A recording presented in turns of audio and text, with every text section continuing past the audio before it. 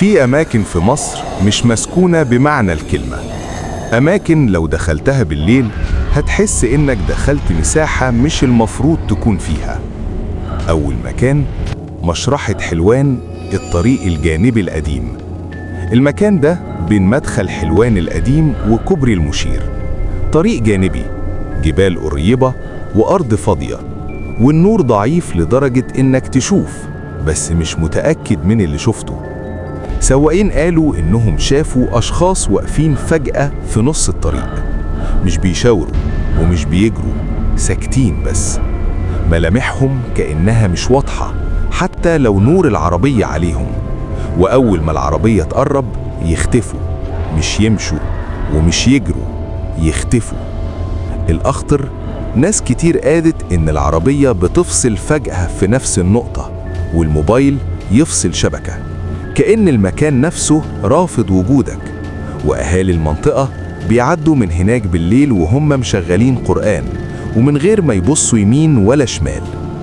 تاني مكان جبل المقطم، المناطق الخلفية المعزولة، مش الهضبة ولا الكافيهات، ورا مساكن الزلزال وقريب من الطرق الجانبية اللي محدش بيروحها.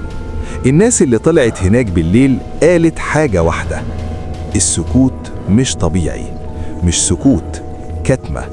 تحس إن ودانك مقفولة وإن صوتك لو اتكلمت مش هيطلع. وناس سمعت خطوات حوالين جسمها والأرض فاضية.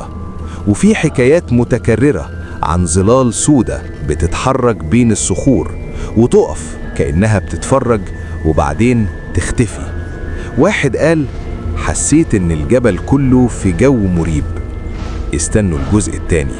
لو كنت سايق بالليل وحسيت الإحساس ده، هتكمل ولا قلبك هيقف قبل رجلك؟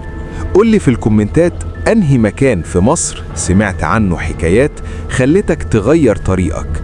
ولو عايز سلسلة أرعب بشهادات صوت وتحديد مواقع على الخريطة، اعمل لايك واشترك، عشان في أماكن لو فضلت فيها ثواني زيادة تحس إنك دخلت مكان مش ليك، وإن في حاجة مستنية تشوف هتعمل إيه.